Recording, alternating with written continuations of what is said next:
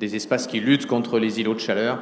Donc c'est à travers ces lieux-là, je crois qu'on a un vrai vecteur qui non seulement produit des projets concrets, très faciles, donc on peut voir, et puis qui change la culture aussi de l'administration et des élus, et donc qui amplifie la culture commune. Et pour Grenoble, qui a été la première grande ville écologiste en 2014, hein, donc un vecteur politique fort, et qui a été choisi par la Commission européenne pour être capitale verte de l'Europe en 2022, donc ambassadeur du climat, c'est pour nous un moyen de se projeter maintenant et d'amplifier finalement les changements à faire dans tous les domaines.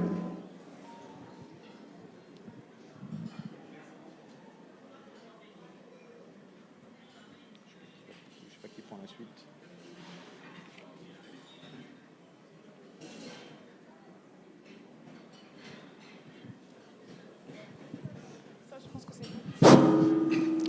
Donc, merci à Monsieur le maire, parce que ce que l'on constate, c'est quand même, en l'entendant, que on a des vrais laboratoires qui sont en cours de construction et qui produisent. Donc, moi, je crois que le grand message que l'on a avec vous, c'est que c'est possible. C'est possible, et c'est possible grâce à la démocratie participative. Donc ça, c'est quand même une grande, grande leçon. Et on aura la chance que le prochain OIDP sera, je crois, dans le cadre de votre capitale verte. Donc, c'est quand même une grande occasion de voir qu'est-ce qui se fait concrètement sur le terrain. Donc, un grand merci pour ce premier témoignage. Je passerai la parole peut-être à vous, monsieur. Madame, oui. Honneur, attendez. Donc, je passe la parole à Madame Espérance Mwamikazi pour que, dans les 5 minutes, elle nous dise les avancées qu'elle a données. Je vais vous passer ce micro, je crois que c'est le seul qui fonctionne. Et donc, 5 minutes, Espérance. Bonjour à tous. Merci pour cette opportunité. Moi, je vais partager avec vous l'expérience de budget participatif et l'environnement chez nous.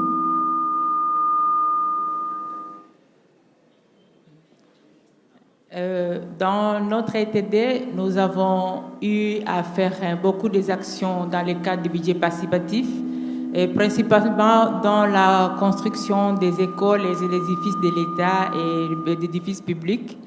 Et comme on n'avait pas prévu l'environnement qui nous avait surpris, il y avait beaucoup de pluies qui ont fait beaucoup de dégâts environnementaux dans nos ETD et dans la province du Sud Kivu. Et dans notre budget, ce n'était pas prévu. Et donc, nous avons fait avec la sensibilisation, évidemment, de l'approche budget participatif, et la sensibilisation avec les jeunes et tous le cadre de base des communes et communautés. Nous avons fait la sensibilisation et ils se sont appropriés la problématique. Et donc, les écoles, dans chaque école où nous avons fait des projets, et nous ont rendu comme je ne sais pas dire si c'est pour du bénéfice ou comme action positive à faire, et ils ont fait des plantations d'arbres un peu partout dans l'environnement de leur école et de leur cité, là où nous avons fait des projets.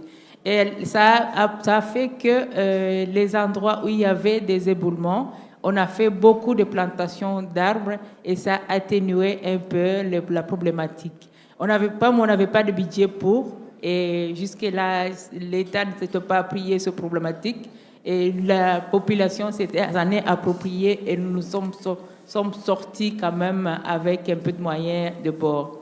Par rapport à dans les endroits où il y avait le pont qui était parti, nous avons trouvé dans le plan local de développement certains des partenaires qui ont accepté d'accompagner. Et avec ça, nous avons encore pris la population, la communauté qui s'est trouvée dans cet endroit. Et la communauté a fait l'apport des matériaux pour la construction. Et le partenaire nous ont donné le moyen pour financer et faire les plantations encore et canaliser les eaux qu'il y avait dans le problème de l'environnement de ce côté-là. Ça nous a aidé à trouver des solutions dans cette problématique parce c'était pas prévu dans le budget et nous nous sommes dit, avec le budget participatif, on peut relier la problématique dans l'environnement, on peut trouver ensemble la problématique de l'environnement, la solution à cette problématique. Et comme action pour ce que nous pouvons dire par rapport à notre expérience,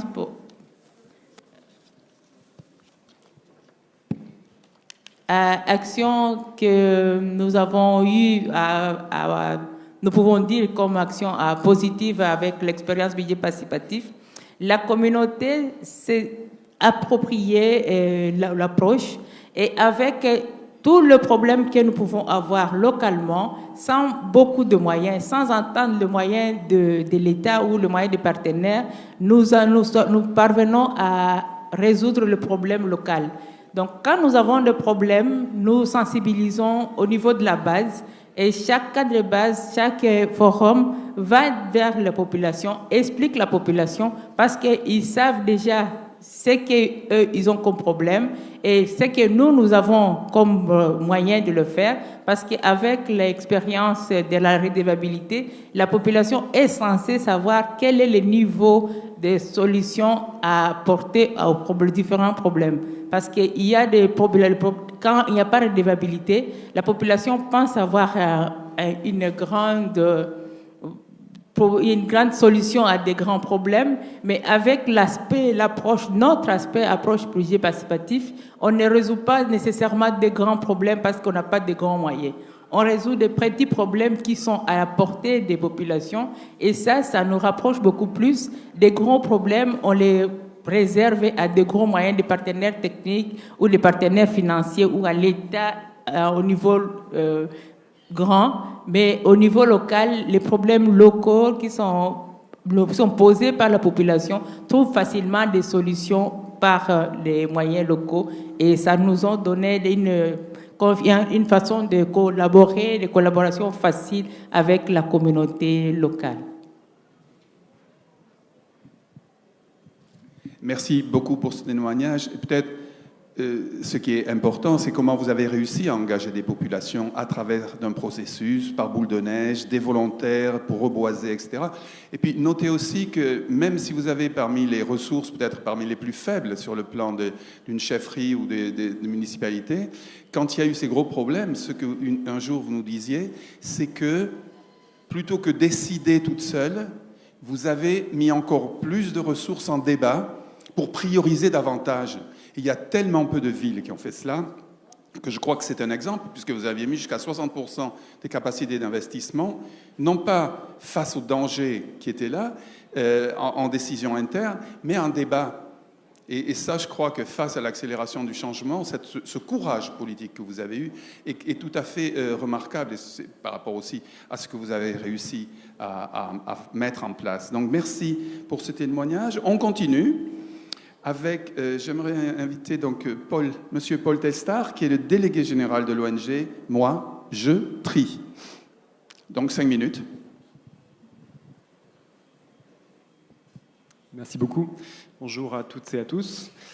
Alors effectivement, je représente l'ONG Moi je trie. On est une ONG présente sur 3 pays, le Togo, la Côte d'Ivoire et la France. On a une ambition qui est assez simple, c'est on veut participer à créer les citoyens d'aujourd'hui et de demain. Et concrètement, on est porté par la conviction que ce sont les enfants qui vont être la clé de voûte de la transition écologique dans les territoires. Aujourd'hui, on a réussi à impliquer environ 70 000 enfants dans cette transition écologique, au plus proche des collectivités territoriales, dans les écoles, dans les familles. On est présent donc, dans 5 communes, 2 en Côte d'Ivoire et 3 au Togo. Et on a l'ambition parce que si on veut vraiment avoir un impact important, d'avoir un impact sur 1 million d'enfants à l'horizon 2025. Donc voilà pour les grandes lignes de l'ONG. Je voulais rebondir sur la dernière question également, qui est la question de la transition juste, qui est vraiment essentielle, surtout dans le travail qu'on fait, nous, en Afrique de l'Ouest. Aujourd'hui, on sait que l'Afrique subsaharienne, c'est 4% des émissions d'effets de serre sur ce continent. Et l'enjeu, évidemment, c'est pour des pays peut-être européens ou plus matures, c'est de baisser les émissions. Ici, ce sera de ne pas les augmenter, sachant l'Afrique sera le continent qui aura une industrialisation la plus forte. 80 des 100 villes dans le monde qui ont la plus forte taux d'urbanisation sont en Afrique. Donc on a un enjeu énorme à ce niveau-là. Et quand on parle de gouvernance urbaine, c'est essentiel. Donc 4% des émissions, aujourd'hui, comment on peut accompagner ce changement, sachant que ce n'est pas l'Afrique qui a émis jusqu'à présent. C'est un énorme enjeu. Aujourd'hui, on manque de financement. On estime entre 140 et 400 milliards d'euros à investir par an pour faire cette transition. Aujourd'hui, on en est bien loin. On fera l'exercice au niveau de la COP26 à Glasgow dans quelques semaines. Mais on est très très loin de ces enjeux-là. Donc il y a un vrai sujet aujourd'hui d'argent, d'investissement, qui est essentiel. Si on se situe au niveau de la ville, aujourd'hui, il y a seulement 3% des budgets qui sont alloués aux villes pour la transition écologique, ce qui est vraiment très très faible. Et nous, dans l'ONG, mais évidemment, beaucoup d'élus partagent certainement ce point de vue, la transition va se faire au niveau des territoires. Et 3% pour les villes africaines, c'est vraiment beaucoup trop peu. Donc voilà, il y a un vrai enjeu ici, financement, et au plus près des territoires, qui aujourd'hui, on en est loin du compte. Et cette problématique est essentielle pour nous. Donc ça, c'est le premier point. Le deuxième point que je voulais aborder, c'est quelles sont les leçons que nous avons apprises avec Moi Je Trie. Je voudrais en parler, donc quatre leçons spécifiques. La première, c'est qu'on a fait cette démonstration que la jeunesse, les enfants, peuvent, par leur engagement, participer à cette transition écologique de manière très simple. Aujourd'hui, dans les 150 écoles où on est impliqué, on a 5 tonnes de déchets collectés par les enfants. Comment ils ont réussi ça? Ils ont réussi en fait à convaincre leurs parents par une éducation que nous on leur a apportée. Et ils arrivent à convaincre leurs parents d'amener les déchets à l'école, que nous on va valoriser. Et tout l'argent qu'on va valoriser grâce à ces déchets, on va le reverser à l'école. Donc la première idée, la première leçon, c'est les enfants, quand on les éduque, qu'on les soutient, ils sont capables de faire beaucoup de choses et notamment contribuer à la transition écologique. Le deuxième sujet qui est important, c'est que souvent, et nous on travaille beaucoup sur le déchet, c'est que le déchet est souvent vu comme une externalité négative, un facteur de coût, facteur de maladie. Nous, ce qu'on essaie de faire via nos programmes, c'est que on peut le transformer aussi en innovation sociale, ça c'est important, et qui peut créer de la valeur dans les territoires. On crée de la valeur, comme je l'ai dit, en valorisant les déchets qui étaient avant envoyés sur des centres d'enfouissement technique ou des décharges à ciel ouvert. Via ces déchets-là, on peut créer de la valeur et les redonner aux écoles pour que les enfants voient que leur geste éco-citoyen peut participer de manière très concrète à un impact dans leurs écoles. Ça, c'est une idée importante. Et je voulais parler d'un autre programme qu'on avait, c'est que même le déchet, parfois, peut contribuer à l'accès à l'énergie ou à d'autres choses. On a un programme d'électrification dans les écoles au niveau du Togo, où chaque enfant a sa lampe individuelle. Via la valorisation des déchets, vient contribuer via l'argent qu'on collecte au service après-vente des lampes. Donc on a un vrai modèle économique derrière ces éléments-là. Donc ça, c'est le deuxième sujet. Le troisième sujet qui est au cœur de notre échange aujourd'hui, c'est la gouvernance.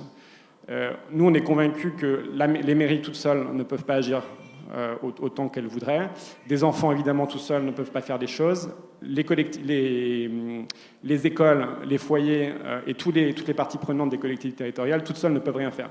Nous, notre enjeu, c'est vraiment de créer ces écosystèmes territoriaux et d'avoir une gouvernance qui est dédiée. Et pour nous, c'est vraiment un prérequis pour pouvoir avoir des programmes qui fonctionnent dans la durée. Et je voudrais juste parler qu'en termes de gouvernance, on croit aussi beaucoup que les enfants peuvent être impliqués. On crée des petites gouvernances locales au niveau des écoles, on appelle ça les clubs Moi Je Trie, qui sont en fait où les enfants sont partie prenante en fait des décisions au niveau de la gestion des déchets dans les écoles.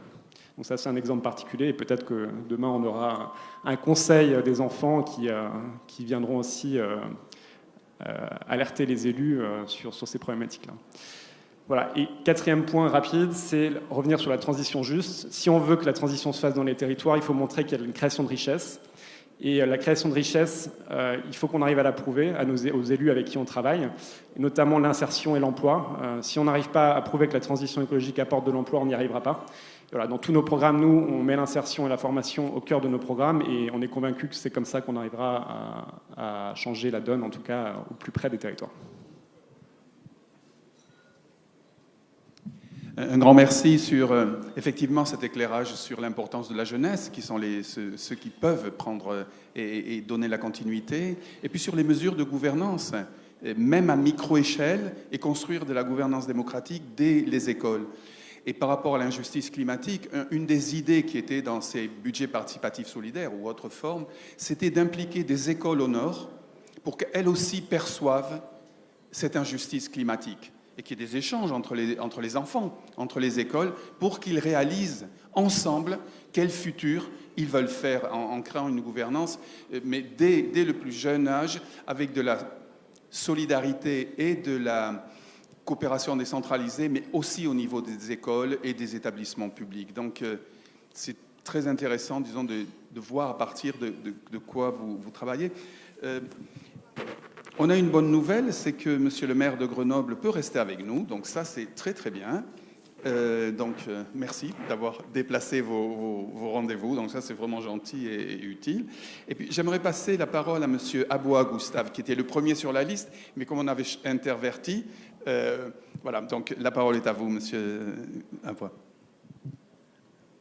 Démocrate de nature, je tiens sincèrement à remercier Monsieur le maire de la ville de Cocody, qui est, en passant, c'est un acteur principal de la gouvernance environnementale, un acteur du développement durable.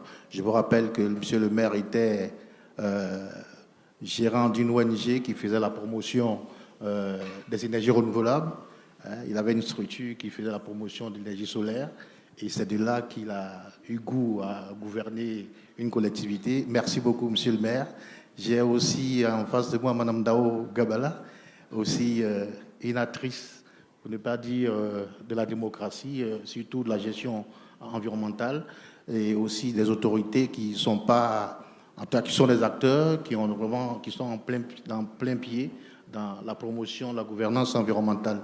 Ce que je voulais dire, c'est que c'est une idée qui origine depuis longtemps, depuis le premier président de la Côte d'Ivoire, Félix Houphouët-Boigny, qui avait envoyé en 1972 à Stockholm une équipe pour chercher à faire le mariage entre le développement économique et la protection environnementale.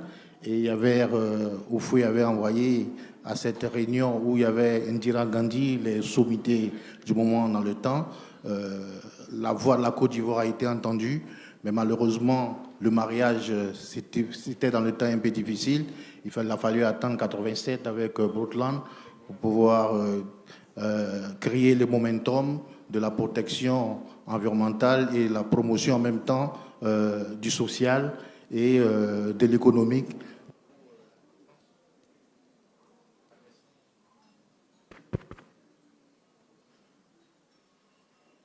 Est-ce qu'on peut avoir un autre micro, s'il vous plaît? Celui-ci est éteint. Merci. Il marche le vôtre, monsieur?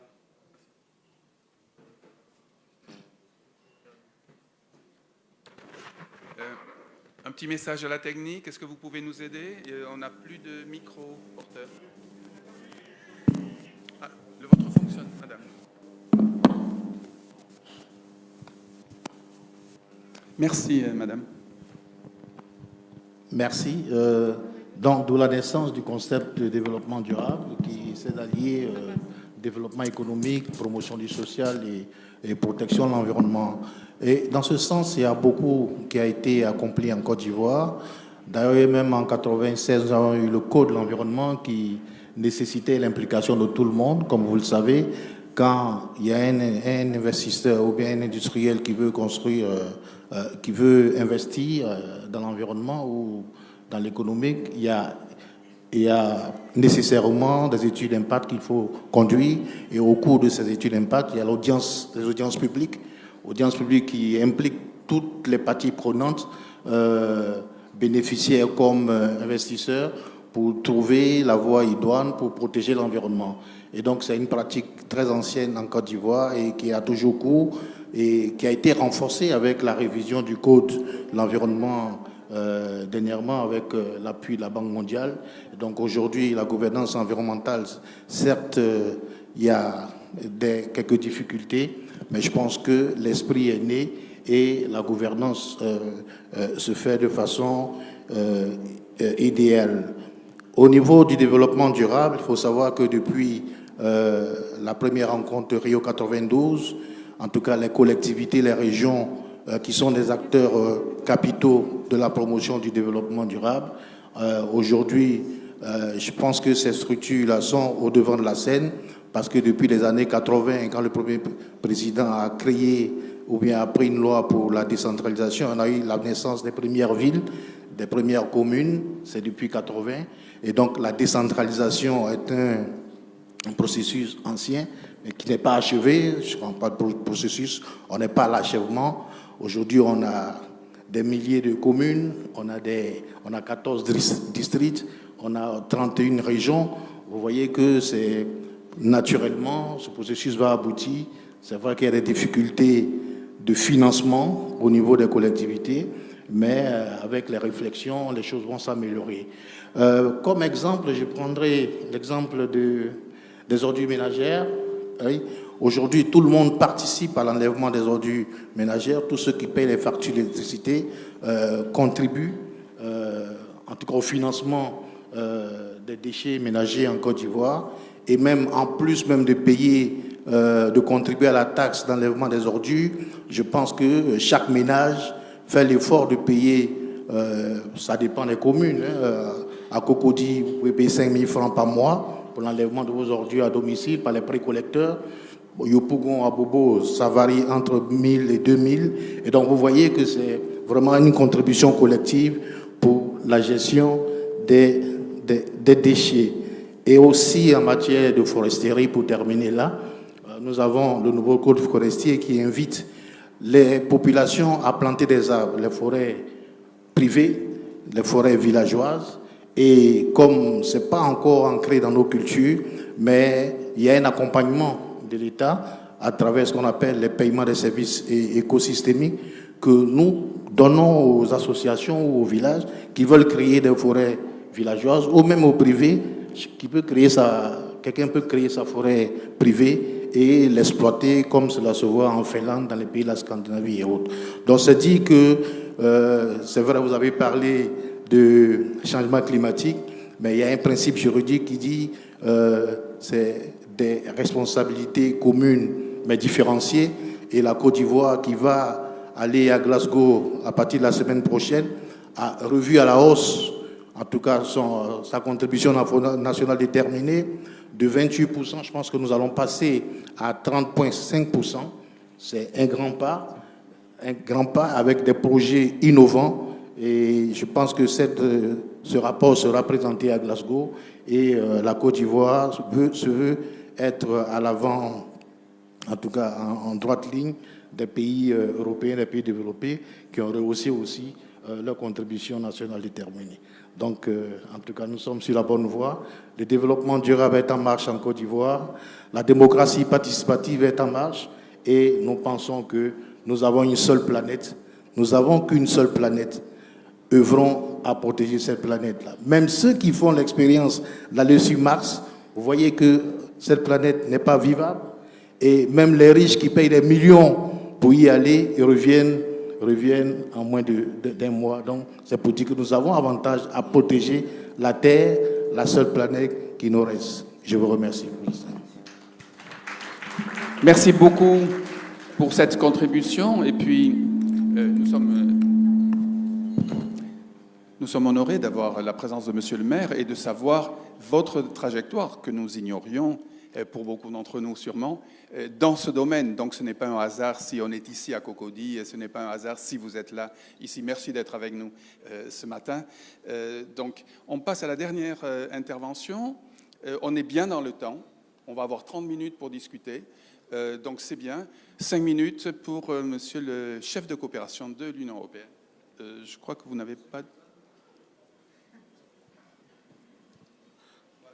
Merci beaucoup. Bonjour à tout le monde. Alors, c'est pas évident de parler après toutes les choses qui ont été dites par mes prédécesseurs parce qu'ils ont déjà abordé plein de choses, disons, vraiment importantes que moi aussi j'avais marquées. Donc, j'essaierai de me concentrer juste sur 2-3 choses qui, selon moi, n'ont pas été peut-être complètement abordées et je voulais juste les souligner. Parce que moi, j'aimerais partir du titre de ces panels. Donc, c'était transition écologique et gouvernance urbaine, si je ne me trompe pas. Une question qui n'a pas, j'ai pas l'impression qu'on l'a vraiment abordée, c'est la question, par exemple, de la ville et la transition énergétique, qui justement faisait partie des questions. Je pense que c'est un aspect très important et très intéressant, parce que parfois, on pense souvent que, je dirais, on doit épargner l'électricité, on aborde la chose avec une vision un peu figée. Alors que parfois, moi je suis nouveau en Côte d'Ivoire, je suis arrivé il y a 1 mois et demi, donc je ne connais pas encore beaucoup, mais l'Union européenne travaille beaucoup dans le secteur de l'énergie en Côte d'Ivoire depuis très longtemps. Et donc, une chose qui m'a assez frappé, c'est que j'ai découvert que 50% de la consommation d'électricité du pays est faite par un groupe assez restreint d'entreprises, des grandes entreprises. Et donc, si vous voulez, une solution qui est aussi en partie une solution pour la ville, parce que les grandes entreprises, souvent les grandes industries, elles sont basées en ville, c'est de viser sur l'efficacité énergétique. Et justement, c'est un secteur sur lequel l'Union européenne voudrait travailler dans les prochaines années avec la Côte d'Ivoire, parce que c'est quelque chose que, voilà, ce n'est pas forcément, disons, la participation citoyenne, mais c'est un autre aspect qui est très important et qui pourrait avoir un effet vraiment très fort immédiat, parce que de l'autre côté, si on fait moins de consommation, on ouvre la possibilité d'accéder à l'énergie pour une grande partie de la population aussi, qui maintenant n'a pas accès pour une raison ou pour une autre. Donc, je dirais, il y a plusieurs aspects qui devraient être travaillés ensemble.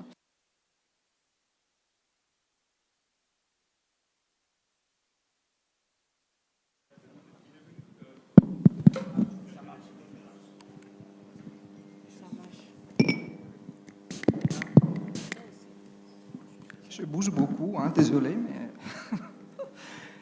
Un autre aspect sur lequel, qui a été abordé, en revanche, sur lequel je voudrais retourner, c'est la question des ressources. Alors, encore une fois, je pense que vous êtes au courant de ce qui s'est passé en Europe avec la mobilisation des ressources vraiment très, très importantes pour ce qu'on appelle les pactes verts, donc les Green Deal. Donc, au niveau de l'Union européenne s'est engagée à la neutralité carbone d'ici à 2050 et à réduire de façon substantielle 50% les émissions jusqu'à 2030. Et donc, pour faire face à ça, on a déployé mais vraiment des ressources vraiment très, très importantes parce que tout ça, ça coûte beaucoup d'investissement.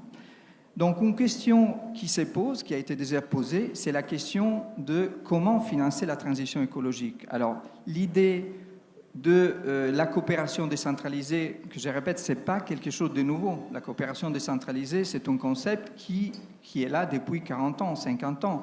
Là, il s'agit de mieux cibler cette coopération décentralisée, de mieux cibler la solidarité du nord vers le sud, mais aussi la solidarité entre pays du sud, parce qu'il y a des pays du sud, par exemple comme la Côte d'Ivoire, qui sont bien plus évolués et bien plus riches que d'autres pays du sud. Je pense qu'il se pose la question de la décentralisation. Justement, les derniers intervenants l'ont bien dit, on est souvent dans des pays où la décentralisation, c'est un processus qui a démarré, mais qui n'est pas achevé. Souvent, on délègue les responsabilités, mais les ressources ne viennent pas. Donc, comment est-ce que les mairies peuvent effectivement faire les investissements nécessaires? Et là, troisième point et dernier que je voudrais aborder, qui a été déjà, disons, abordé, mais moi je voulais les voir d'un autre point de vue, c'est la question de l'inclusion. Parce qu'on a parlé des participations citoyennes, mais la participation vient avec l'inclusion. Donc, extrêmement attention à inclure des groupes qui, normalement, ne sont pas amenés à participer pour différentes raisons. Il peut y avoir des raisons économiques, des raisons sociales, des raisons culturelles. Donc, je pense notamment à la participation des jeunes. Justement, on a un exemple qui a été bien montré. On a la participation des femmes. On a aussi la participation des périphéries, où souvent les gens qui sont les plus exclus, les plus démunis, ne participent pas parce qu'ils ne connaissent pas, parce qu'ils n'ont pas, disons, les moyens culturels aussi de pouvoir participer. Donc c'est très important l'effet que dans la participation, qu'il s'agisse du budget participatif ou de tous les autres projets, les processus participatifs, on fasse toujours très attention à l'inclusion. Finalement, juste pour dire en trois mots, qu'est-ce que l'Union européenne pense de faire par rapport à la question de la transition écologique? Donc, l'Union européenne, avec ses États membres, on s'est mis ensemble, on a créé une équipe Europe et on a créé une initiative qui s'appelle Transition bas carbone. Donc l'idée, c'est d'accompagner la Côte d'Ivoire dans son acheminement vers les engagements vis-à-vis du changement climatique. Notamment, ça a été dit, la réduction du gaz à effet de serre de 30% à l'horizon de 2030. Donc l'Union européenne et ses États membres s'engagent à accompagner la Côte d'Ivoire dans cette transition et bien entendu, les villes sont là-dedans. Je pense à la mobilité, je pense à la question de l'énergie, je pense à la question aussi de tout ce qui est autour de la ville. La campagne, les forêts, parce qu'il ne faut pas oublier que les effets aussi de la ville se répercutent sur l'environnement qui est autour des villes. Donc on ne peut pas penser en transition écologique et en gouvernance urbaine sans penser aussi à l'environnement qui entoure la ville. Merci beaucoup.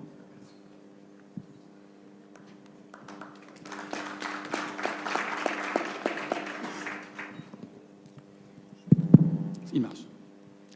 Donc, merci beaucoup pour cette dernière intervention, parce que non seulement elle nous donne un champ très large de possibles et de construction d'une gouvernance internationale et planétaire, comme vous le disiez, mais aussi pour avoir complété certains des points qui n'avaient pas été abordés.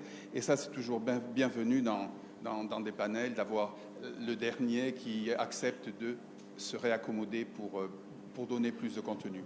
Voilà, on a un moment maintenant, chose rare dans des panels, pour écouter vos commentaires et vos questions. Donc la parole est à vous. Qui veut réagir, qui a envie d'apporter son témoignage?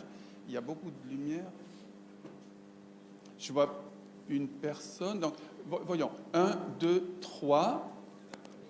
Déjà, commençons ici. Est-ce que quelqu'un peut m'aider pour passer les micros? Madame? Oui, s'il vous plaît. Donc, nous avons une personne, 2 et 3. D'accord, ça c'est bien noté. Et puis, ensuite on continue. Ah, madame. Et présentez-vous en 2 mots pour qu'on sache un petit peu qui vous êtes. Merci. D'accord. Merci, monsieur le modérateur. Je suis Mariam Dao Gabala, sénateur de la République de Côte d'Ivoire. Et je voudrais saluer l'ensemble des panélistes.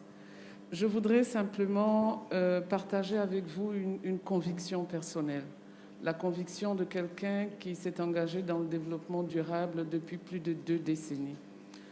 On parle de ville durable, on parle de budget durable, on parle de développement durable.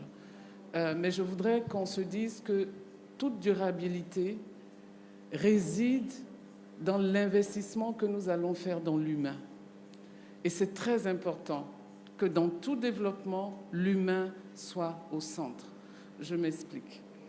On parle de transition écologique, on parle d'un certain nombre de choses, mais mon expérience me fait dire que tout ceci n'est possible que si le citoyen ou l'habitant d'une ville s'approprie lui-même déjà le concept de durabilité, le concept de transition écologique, etc. Je veux juste vous donner 2 petits exemples. Le premier exemple, nous avons financé un marché et nous avons proposé aux dames, parce qu'ici il y a beaucoup de soleil, de pouvoir éclairer le marché avec l'énergie solaire. Ça allait coûter peut-être un peu plus cher, mais au moins les factures allaient diminuer, mais on aurait fait fonctionner le soleil. Et elles m'ont dit, c'est bien tout ça, mais on ne pensait même pas qu'on allait construire un marché. Maintenant qu'on construit un marché, vous ne voulez pas qu'on utilise l'énergie moderne. Changement de paradigme. Le développement durable n'est pas dans la consommation, elle est plutôt dans l'aspect de durabilité. Le deuxième élément rejoint un peu un témoignage à côté. Dans le cadre de la construction d'une école primaire, nous avons mis en place une équipe, on appelait ça environnement. C'était des jeunes enfants, de 6 ans à 12 ans maximum. Et nous avons peint des pneus en jaune, rouge et vert pour que les enfants apprennent déjà à trier leurs propres déchets et à maintenir leur environnement propre. Vous savez d'où est venue la résistance? Ce n'est pas des directeurs d'école, c'est des parents d'élèves. ils ont dit, nos enfants, on ne les a pas mis à l'école pour ça. Ça veut dire qu'eux-mêmes n'avaient pas encore compris l'importance de commencer à mettre en œuvre cette transition écologique. Donc je voulais attirer l'attention pour dire, on parle beaucoup, mais il y a un changement de paradigme au niveau de nos populations, qu'ils comprennent que tout ce qu'on bâtit, qui doit être durable, doit reposer sur leur propre appropriation de ce qu'on va apporter. Donc c'est vraiment ça que je voulais apporter comme contribution. Mettons l'humain au centre. Merci, Madame la sénatrice. Et je pense que les applaudissements ont été de votre côté. Donc, il n'y aura pas d'investissement sans investissement dans l'humain et dans les jeunes. Merci pour ce témoignage. Deuxième personne, juste derrière vous. Madame, vous pouvez nous aider. Merci. Merci beaucoup. Nous adhérons complètement à ce que Madame vient de dire. Pour revenir un peu à l'ONG Jetri, Jetri moi-même, je crois, c'est comme ça que l'ONG s'appelle, et qui intervient aussi bien en France qu'au Togo et en Côte d'Ivoire. Et ils veulent mettre en synergie un peu des enfants d'espaces différents. Et tout à l'heure, en rapport avec ce que la sénatrice vient de dire, et les réactions des parents, est-ce qu'on se donne le temps de poser la question aux enfants, qu'est-ce que vous voulez? Qu'est-ce que vous avez compris et qu'est-ce que vous ambitionnez de faire? Plutôt que de dire, vous sortez, vous ramassez les ordures, vous les mettez dans le truc, voilà. Et si c'est comme ça, c'est du mécanisme. Et là, l'enfant, sous l'autorité du maître, est obligé de faire du ramassage.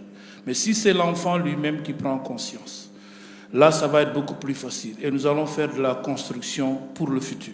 C'est des questions de génération. Il ne faut pas qu'on espère aujourd'hui régler certaines questions. Il ne faut pas qu'on soit pressé. L'autre aspect, c'est que l'enfant qui est en Europe, qui peut-être a fini de régler un certain nombre de questions, de nutrition, de prise en charge, la scolarité, comparativement à un enfant du Sénégal à Tambacounda, et j'aimerais bien que l'ONG puisse intervenir également à Tambacounda. Très prochainement, on va en discuter. Est-ce que là où l'enfant est confronté à des problèmes de scolarisation, de problèmes de prise en charge, de nutrition, quelle réponse on peut donner en termes de durabilité de nos villes? Parce qu'aujourd'hui, certaines questions, certaines attitudes recommandent de notre part qu'on travaille pour le futur. Et le présent, il faut qu'on règle le présent et malheureusement, dans certains de nos pays, nous n'avons pas encore réglé ces questions bénignes. Envoyer les enfants à l'école, leur assurer l'extrait de naissance, des petites choses qui, en principe, ne sont pas encore réglées. Donc voilà un peu la question sur laquelle je voudrais attirer l'attention pour qu'on soit patient parce que c'est un processus de construction. Et véritablement, je veux me permettre... Attendez, il y a 10 personnes qui veulent... Je suis désolé, vraiment. Mais merci beaucoup pour nous avoir rappelé sur cette importance des jeunes. Et simplement vous dire que quand, en 1997, les premiers budgets participatifs se mettent en place au niveau des enfants, j'y avais participé, nous on avait une ligne très claire, exactement ce que vous venez de dire. Il y avait ce qui était budget participatif pour les enfants, et budget participatif par les enfants.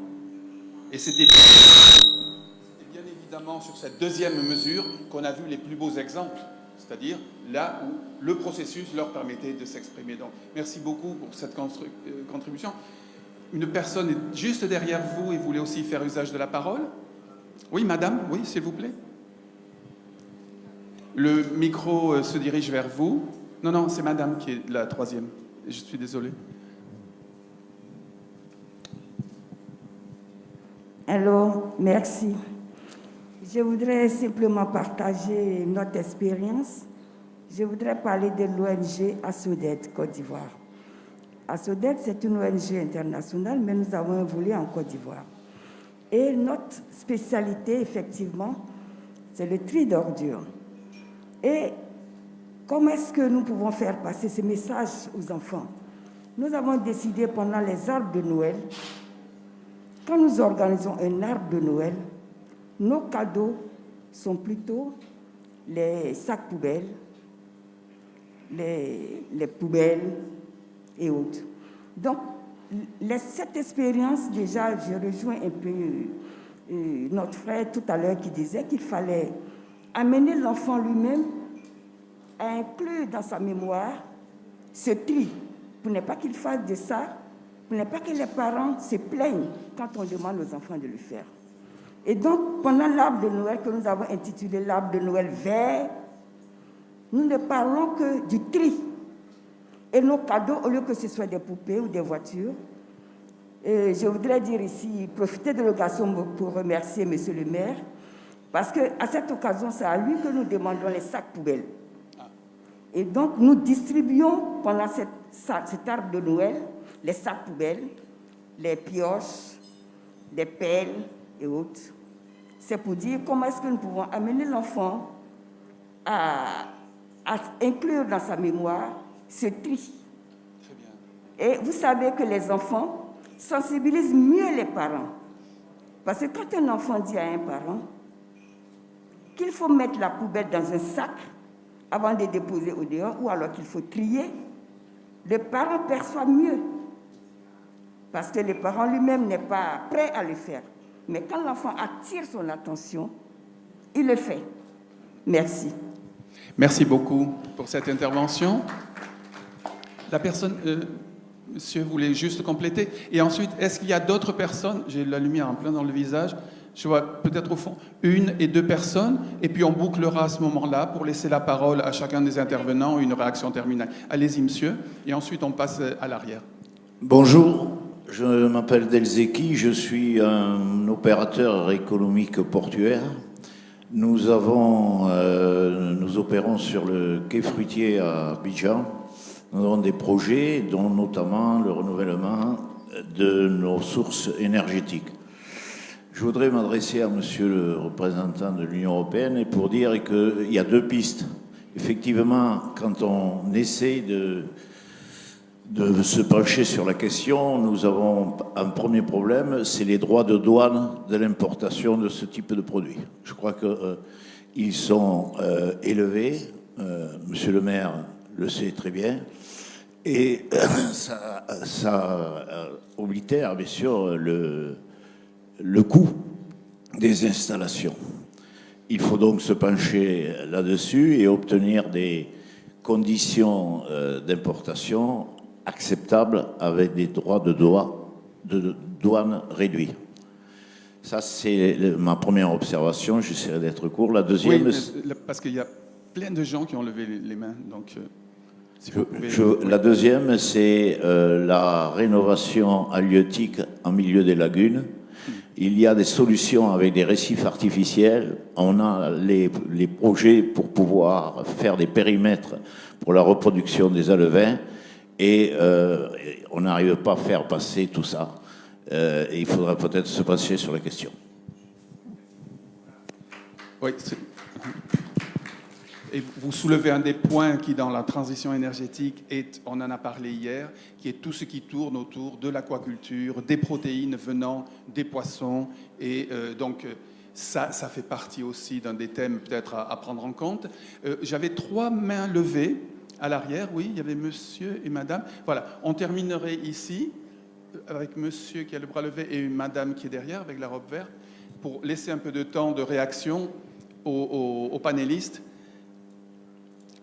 Peut-être pour tourner quand même autour et resserrer les observations finales, vos conclusions sur transition écologique et gouvernance urbaine, pour essayer que l'on fasse une petite contribution et vos réactions finales. Je sais qu'il y a des questions sur la question des jeunes et des écoles. Monsieur, oui, on vous entend. Je suis Paul-Henri Amari, je suis gestionnaire de projet. Je voudrais poser une question d'ordre général, notamment à monsieur le directeur de l'environnement et au délégué général de l'ONG GETRI. On sait que la valorisation des déchets, c'est un processus, pré-collecte, collecte, tri et recyclage. Mais est-ce qu'il y a des débouchés, notamment au niveau du recyclage? Est-ce qu'il y a assez d'entreprises qui sont dans la valorisation des déchets en Côte d'Ivoire? Parce que de plus en plus, on observe des groupements qui trient, mais on voit ces sacs de déchets triés là, traîner encore, qui jonchent encore les rues. Qu'est-ce qu'il en est au niveau des entreprises ou structures qui sont appelées à valoriser ces déchets-là? Est-ce qu'il y en a assez? Merci. Merci. Et donc, on terminerait par Madame, qui est juste derrière monsieur, voilà, qui a le bras levé, s'il vous plaît. Merci. Bonjour, Marie-Joseph Kouakou, administrée de la commune de Cocody. Je voudrais dire merci à tous les panélistes. Et puis, il faudrait dire que ça me va personnellement droit au cœur parce que nous avons notre maire déjà qui se bat pour notre commune. On voit des poubelles un peu partout. On voit également le ramassage qui est de plus en plus cyclique. On voit également les plantes, les trottoirs qui sont dégagés et il essaie tant bien que mal d'améliorer. Mais le problème, ce sont les récidives. Et par vos explications, vos expériences, on a pu comprendre que vous avez eu des techniques, vous avez eu des schémas. Aujourd'hui, avec le maire de Grenoble, on entend ville verte. Avec je fais mon tri, on voit que les enfants mettent la main à la pâte. Madame la sénatrice aussi, dans son intervention, a essayé d'attirer notre attention sur la sensibilisation plutôt que ce soit une question de force. Mais on voudrait que monsieur le maire de Grenoble, je voudrais personnellement, qu'il nous explique un peu comment est-ce qu'il a démarré pour arriver aujourd'hui à Ville Verte, juste en quelques lignes. Merci. Merci beaucoup. Donc voilà, on arrive... Merci, on arrive un peu à la fin de notre parcours ensemble. Donc, je vous propose de prendre 2 minutes pour faire vos observations finales, maximum le message, et en essayant de répondre à autant de questions et d'interrogations. Donc, voilà, la parole est à vous. Je commence peut-être avec vous qui est le plus proche. Est-ce qu'il y a un micro disponible ou est-ce qu'il est... Non. Voilà. Et vous passez le micro, voilà. Votre observation finale et concluante. Oui, merci. Je voulais remercier la sénatrice et tous ceux qui ont posé des questions. Enfin, c'est des remarques et c'est des contributions. Je ne pense pas que ce soit des questions. Mais je voudrais dire qu'on essaie de vulgariser au maximum les concepts du développement durable, surtout la protection environnementale. On a même traduit en langue locale. Je dis bien en langue locale. On voulait faire les 61 langues locales, mais on est autour d'une vingtaine où on a traduit, en tout cas, l'agenda, de l'agenda 21 ou bien les 17 ODD de l'agenda 2030 en langue locale. Aujourd'hui, vous avez les 17 ODD expliqués en Sénoufo, expliqués en Djoula, en Baoulé, en Dagny, et tout ça, c'est pour encourager l'appropriation de l'agenda 2030 par nos populations. Nous avons aussi encouragé, en tout cas, les curricula dans les écoles, en ce qui concerne le développement durable et surtout le tri des déchets. Et nous pensons qu'en peu de temps, parce qu'il y a le développement durable, il y a le long terme, mais en peu de temps, les enfants ont vite assimilé et le président de la République, son Excellence Alassane Ouattara, a dit mieux vaut commencer par le bas, par les enfants, pour pouvoir inverser les mentalités, pour avoir le nouveau paradigme dont nous cherchons tant, c'est-à-dire l'ivoirien nouveau. Et l'ivoirien nouveau, c'est un ivoirien sensible à la chose environnementale, c'est un éco-citoyen, comme on le dit. Nous avons des difficultés, c'est vrai, mais cela ne va pas nous empêcher de continuer. Et je dis que si les femmes ont refusé l'énergie solaire, parce qu'elles ne savent pas ce que c'est que l'énergie solaire.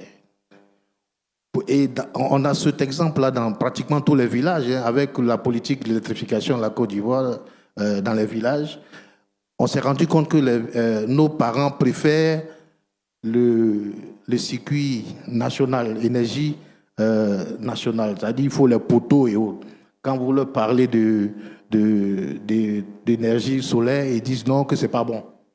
C'est vrai, au départ, on a fait face à des des technologies qui n'est pas trop fiable en matière d'énergie solaire. Mais aujourd'hui, je vais terminer avec le coût d'investissement. Il y a quelqu'un qui parlait de qu'est-ce qui est fait. Le coût d'investissement donne en tout cas des facilités fiscales, des exemptions fiscales dans la lutte contre le changement climatique avec l'atténuation.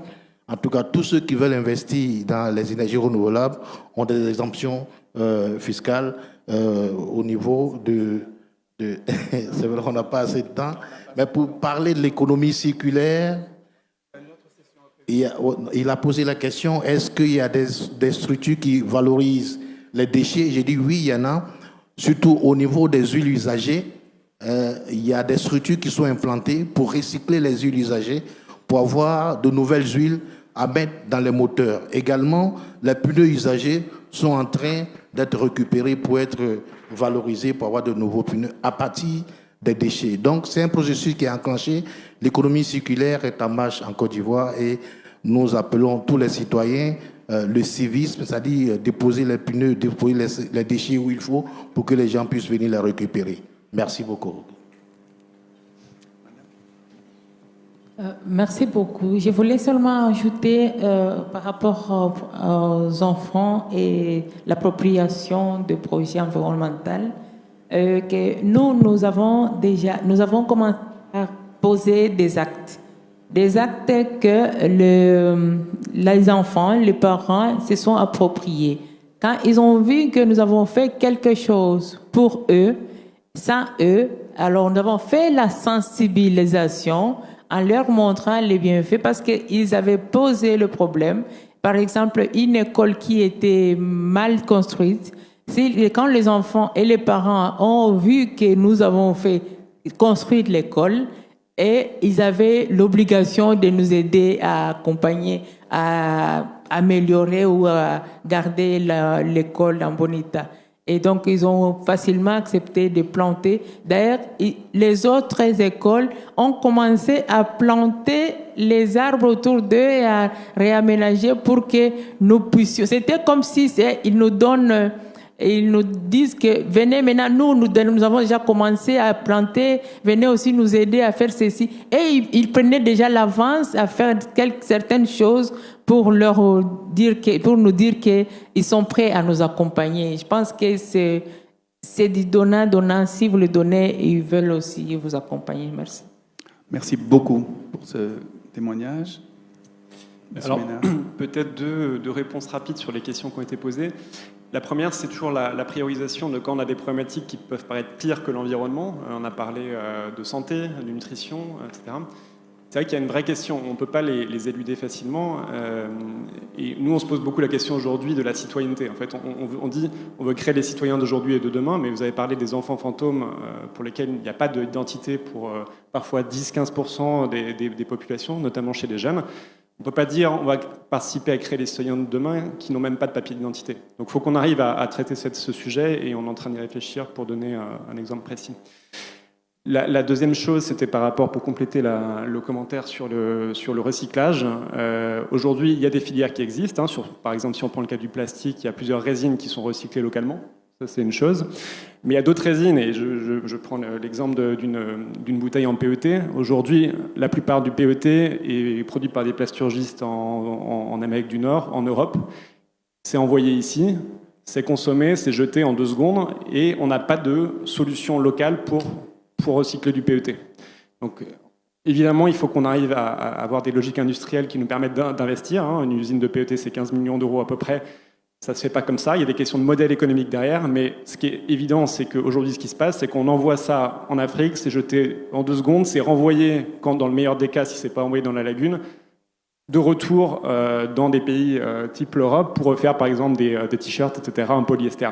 Donc, c'est une vraie ineptie, ce qui se passe sur le PET aujourd'hui. On a des problématiques de business model, de modèle économique qu'il faut arriver à traiter. Mais il faut qu'on arrive à reboucler localement sur des filières industrielles. C'est vraiment, vraiment urgent. Et si vous permettez 2 remarques générales, je pense que la transition écologique, quand on travaille dans le développement, c'est une vraie opportunité aujourd'hui de revoir la coopération internationale.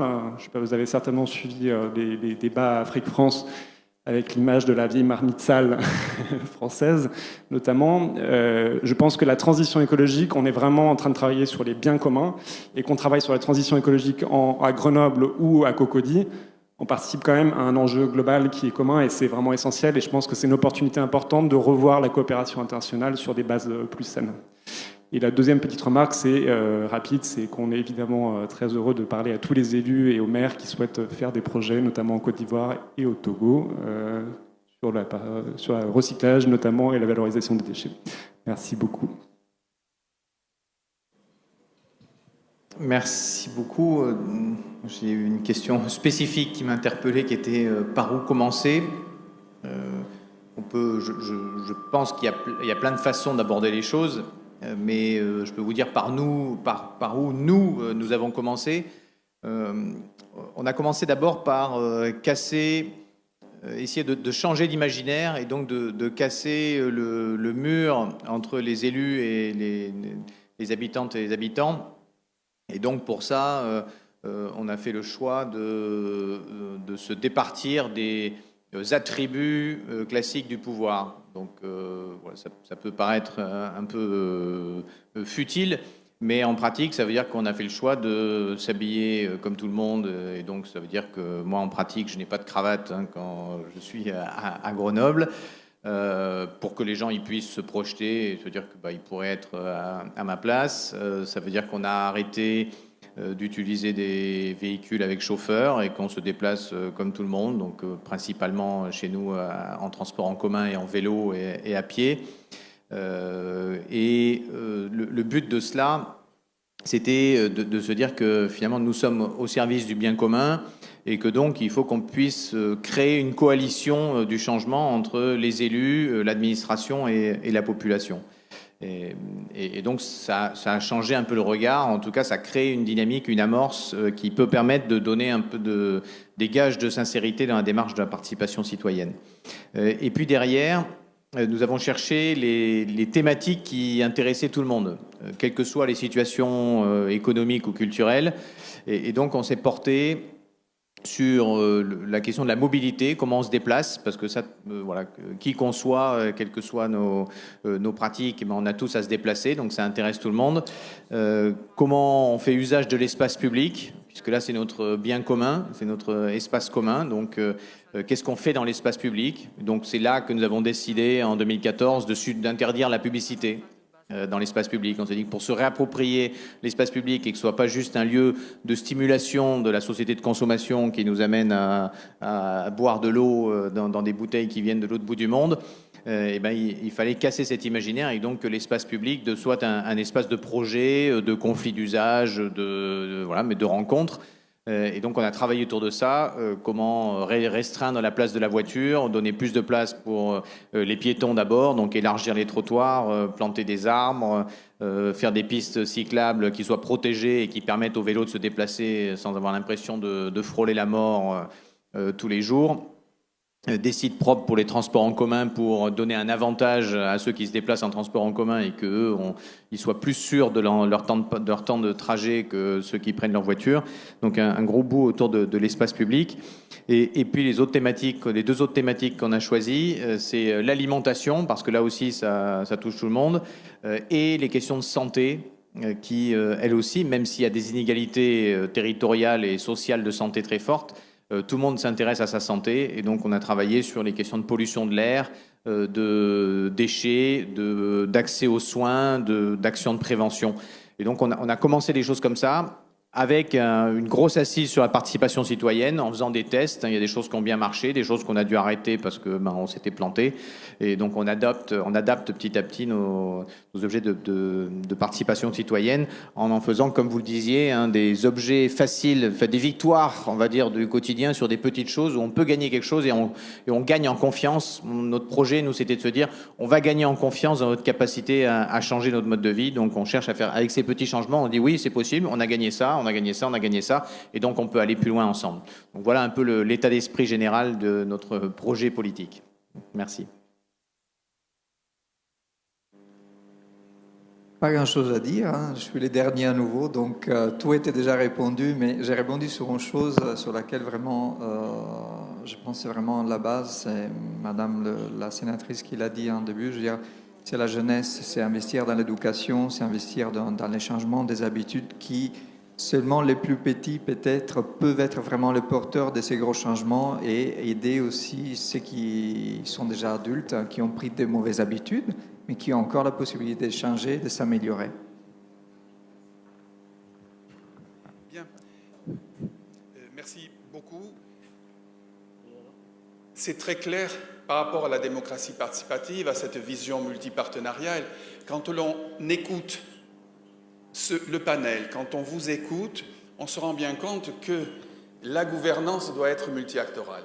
Et c'est au cœur quand même de la démocratie participative, puisque chacun a porté sa pierre à l'édifice et il reste à établir les synergies pour en faire un outil permanent pour aborder la transition écologique, puisque la réponse, elle n'est pas de une des parties, mais de la somme des parties qui, elle, aura des effets de synergie.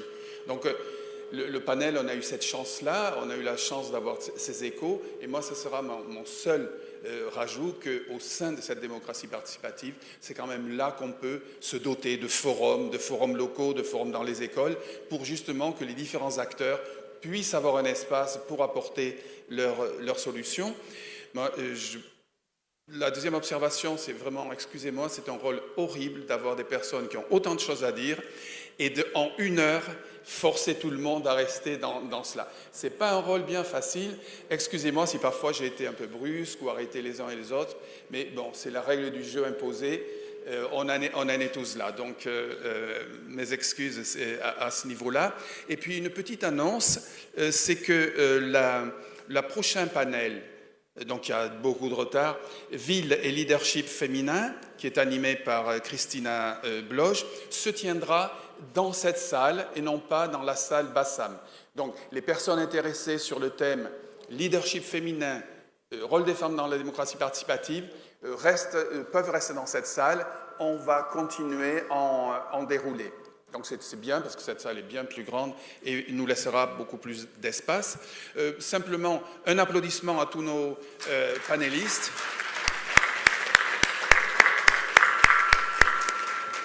Remerciements à l'OIDP pour avoir provoqué cette séance qui, je crois, a apporté beaucoup. Donc, bravo l'OIDP. Et bien, on s'arrête là et la session est terminée. Merci.